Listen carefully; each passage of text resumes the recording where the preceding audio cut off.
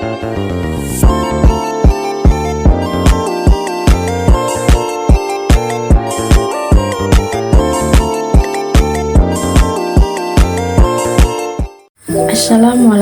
warahmatullahi wabarakatuh. Shalom, Om Swastiastu, Namo Buddhaya, salam kebajikan.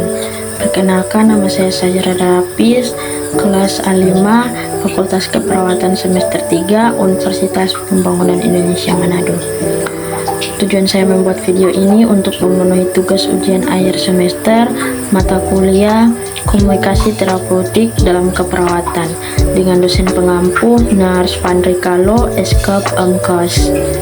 Saya akan membahas materi tentang komunikasi terapeutik dalam keperawatan. Definisi komunikasi terapeutik adalah komunikasi yang dirancang dan direncanakan untuk tujuan terapi dalam rangka membina hubungan antara perawat dengan pasien agar dapat beradaptasi dengan strain, mengatasi gangguan psikologis sehingga dapat melegakan serta membuat pasien merasa nyaman yang pada akhirnya mempercepat proses kesembuhan pasien.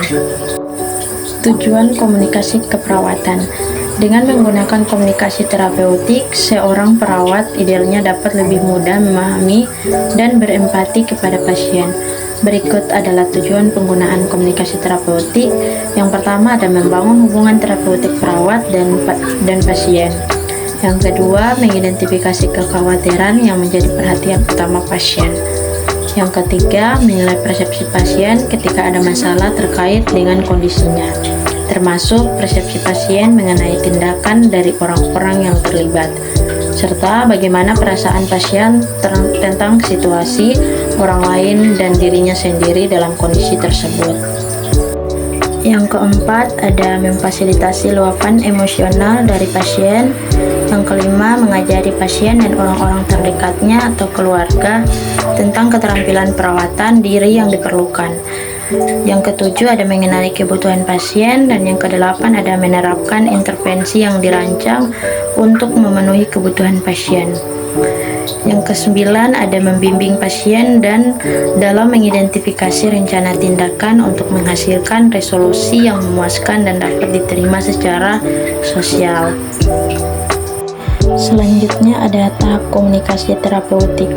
Tahap komunikasi terapeutik dilansir dari buku Principles Expressions of Victorious Nursing karya Stark dan Sundin, memaparkan bahwa komunikasi terapeutik terdiri dari 4 tahap. Tahap-tahap tersebut yaitu: yang pertama, tahap pre-interaksi. Tahap ini merupakan tahap persiapan perawat sebelum bertemu dan berkomunikasi dengan pasien. Perawat perlu menilai dirinya seberapa kemampuan yang dimilikinya dalam menjalankan komunikasi terapeutik. Yang kedua, ada tahap orientasi atau perkenalan. Tahap ini dimulai saat perawat dan pasien bertemu untuk pertama kalinya.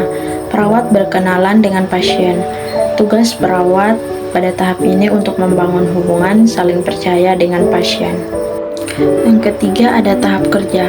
Tahap ini merupakan inti dari proses komunikasi terapeutik yang dilakukan perawat kepada pasien. Perawat dituntut mampu memberikan dukungan dan bantuan kepada pasien.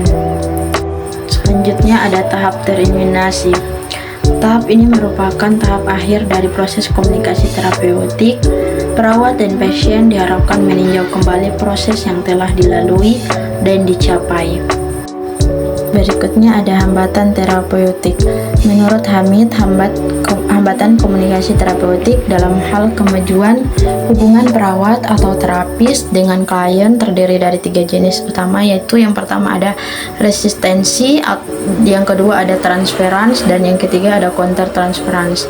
Hambatan timbul dari berbagai alasan dan mungkin dalam bentuk yang berbeda, tetapi semuanya menghambat komunikasi terapeutik. Hambatan komunikasi terapeutik ini dapat menimbulkan perasaan tegang baik bagi perawat maupun bagi klien.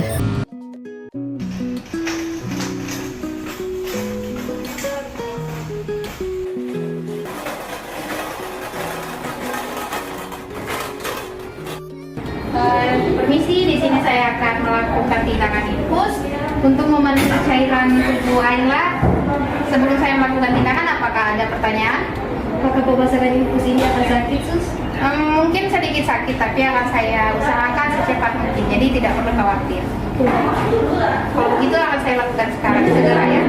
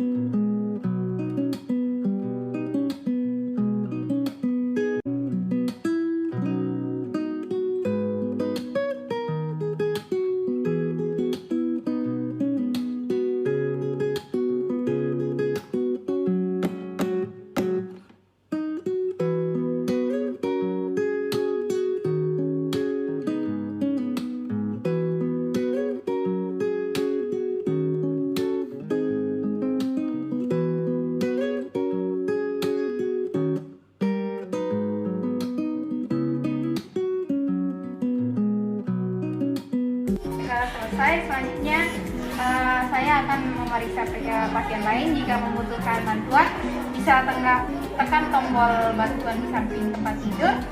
Kalau begitu saya akan permisi dulu. Ya, terima kasih. Sama-sama.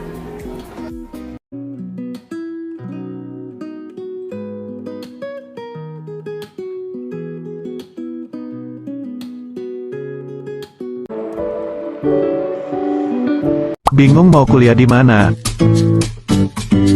Kuliah di Unpi aja.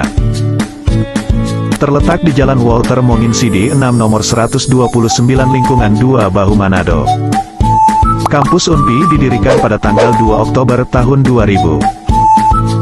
Kampus Unpi mempunyai 6 fakultas, yaitu yang pertama Fakultas Keperawatan, Fakultas Pertanian, Fakultas Ilmu Sosial dan Ilmu Politik, Fakultas Hukum, Fakultas Teknik dan Fakultas Sastra. Info selengkapnya bisa dilihat di media sosial Unpi.